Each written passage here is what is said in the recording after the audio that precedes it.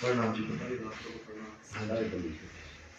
मैं ये पूछ रहा था गुरु जी, जैसे आप तुरीयातीत जो अवस्था है उसका बताते हैं, और मदन साहिब जी की एक वाणी है नाम प्रकाश में, वो तुरीयातीत को बता रहे हैं कि मतलब ये सूरत का आजाद चौथा लोक है। नहीं देखो, पहुंचने के बाद मतलब जीव वापसी नहीं आता है। नहीं तुरीयातीत दो प्रकार की बोली गई है। वाणी है, फोन में किसी ने भेज रखी, कोई बात नहीं, इसके ऊपर कर देंगे, आप मुझे व्हाट्सएप कर देना, इसका मुझे व्हाट्सएप कर देना।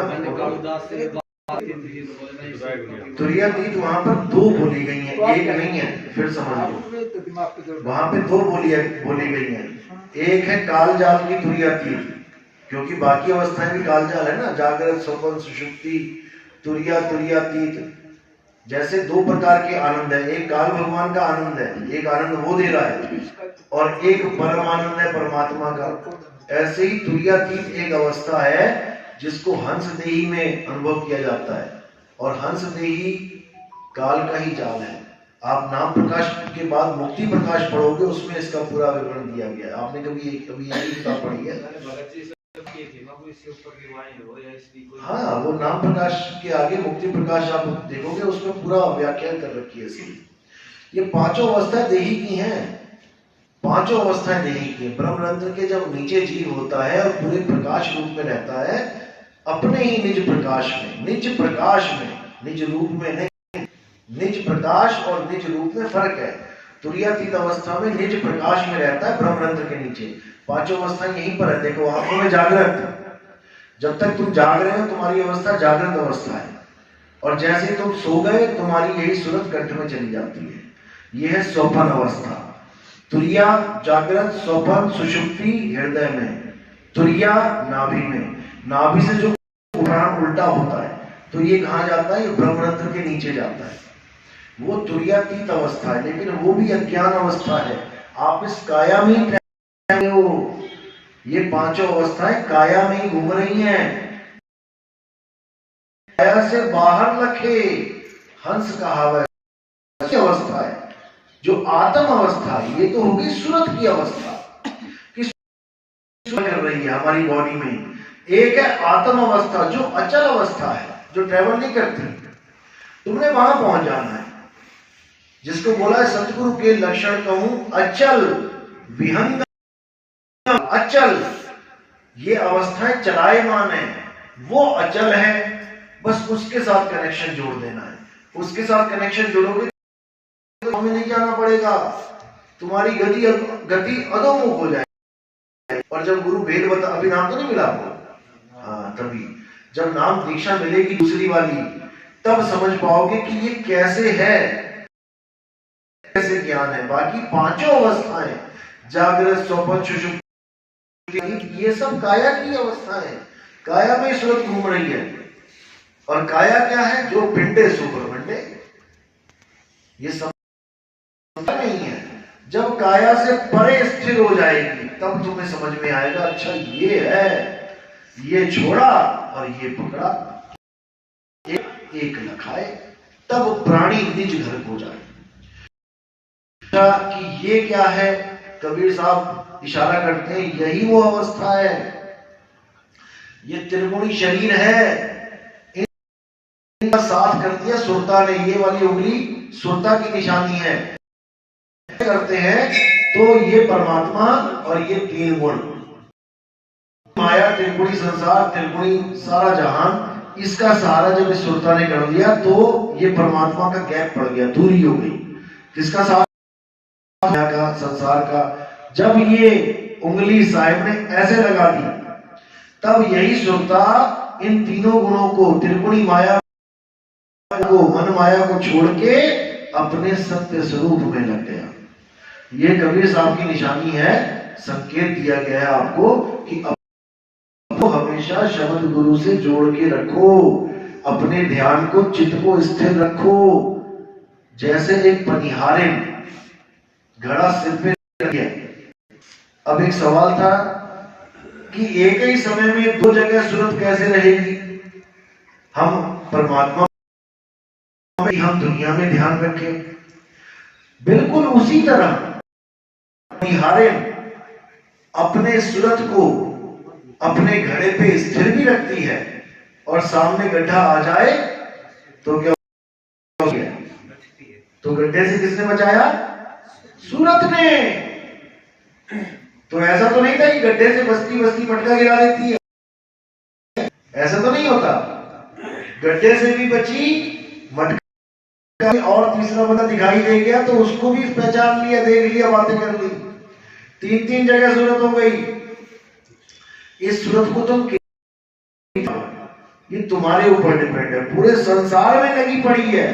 अभी बैठे आ रही है, अरे भैंस चोरी है बाबा, कब खत्म करेगा? भैंस भी याद आ रही है, ये भी सूरत है, यहाँ सुन भी रहे हो।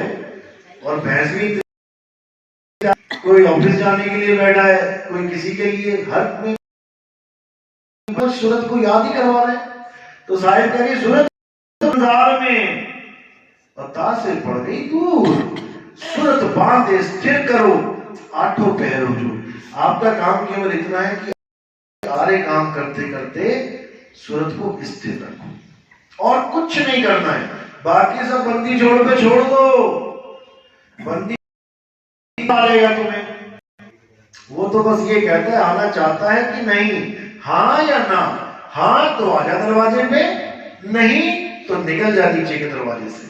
तेरी मौज है, तेरी मर्जी है, मैं कुछ इंटरफेयर करने वाला नहीं।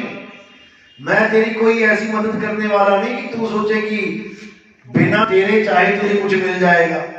तुम्हें चाह करनी पड़ेगी, जो तू चाहे मुझको, तो छोड़ सकल की आस, मेरे जैसा हो रहे सब सुख तेरे पास। लहरों, तुम समुद्र बनना चाहते हो तो हवा का साथ छोड़ दो, तुम अपने आप ही मूल में आ जाओगे। वो समुद्र तुम्हें खुद ही खींच लेगा, लेकिन तुम किसी और का साथ कर बैठे हो, इसलिए वो कह रहा है चल ठीक है, खेलो खेल, अपने खेल रहे हो।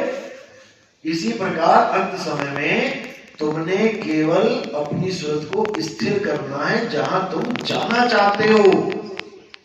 आए हो तुम कहां से, जाना तुम्हें कहां है, इतना बस विचार लो, हो गया भजन, मन की तरंग मार लो, हो गया भजन।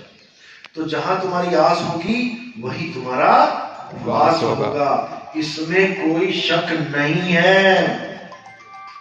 किसी माई के लाल में इतनी ताकत नहीं है कि तुम्हें दोबारा संसार में डाल दे, अगर तुम ना चाहो। तुम ना चाहो तो माजी घरवार छोड़ के निकल जाओ, कौन तुम्हें पकड़ने वाला है? मोबाइल भी फेंक दो, सब कुछ फेंक दो, चले जाओ किसी जंगल में, कौन तुम्हें वापस लेके आएगा? तुम ही लेके जाओगे अपने आप को। नहीं नहीं जंगल में नहीं, मुझे तो घर जाना है, मुझे तो घर जाना है। आ जाओगे 4 दिन बाद घूम के, तुम ही हो। चाहे यहाँ चले जाओ चाहे वहां चले जाओ, अंत मता सो गया। तो इसी को समझना है। तो कह रहे जैसे स्वान कांच मंदिर में भ्रमते भूख मरे हो, और कहे कबीर नल्ली के सुगना तोहे कौन पकड़े हो, कि तुझे कौन पकड़ेगा? पक्षी उड़ रहा है आसमान में, कौन सा बहेलिया जाल डाल सकता है आसमान में? डाल के दिखा दे। जब तक तुम चोगा चुगने जमीन पे नहीं आए, तब तक कोई तुम्हें नहीं पकड़ सकता। बस इतना समझ लो साहिब, जब तक तुम खुद चोगा चुगने नहीं आए, तब तक तुम्हें कोई नहीं पकड़ सकता। इसी प्रकार जब तक मैं खुद इस संसार का सिमरन ना करूं, तब तक मुझे कोई इस संसार में डाल ही नहीं सकता। अंत समय में हम डर जाते हैं और हम शरीर का सिमरन करने लग जाते हैं कि कैसे भी ये बच जाएगा। बस यही हमारा सबसे बुरा समय होता है। मरना इतना बुरा नहीं है, लेकिन मरते हुए काया का ध्यान करना ये बहुत बुरा है, ये बहुत बुरा है। यही बीज पड़ जाता है दोबारा काया का, दोबारा मां के गर्भ में चले जाते हैं। अब करना क्या है? अब काया छोड़ते हुए अपने स्वरूप पे स्थिर हो जाना है, अपने स्वरूप पे स्थिर होना है। और उसके बाद इस काया को केले के छिलके की तरफ फेंक देना है। जो पसंद तो हमें खूब था, मार्केट से लेके आए थे केला, केले का ही छिलका देख के कि पीला है कि हरा है कि बढ़िया है दाग वाला है कैसा है, लेकिन जिसको देख के आए थे जो हमें पूरा पसंद था, खाते हुए हमने उसको सीधे फेंक दिया डस्टबिन में फेंक दिया। यानी जो हमें पसंद था वही हमने फेंक दी। हमारी जो काया थी हमें पसंद है, कितनी पसंद है काया हमें, सुबह शाम इसी की देखरेख में लगे रहते हैं, लेकिन ठीक है पसंद है कोई बात नहीं, लेकिन जब इसको छोड़ने का समय आएगा तब इसको केले की छिलकी की तरह फेंक देना, जो नहीं फेंक पाएगा वो फिर आ जाएगा।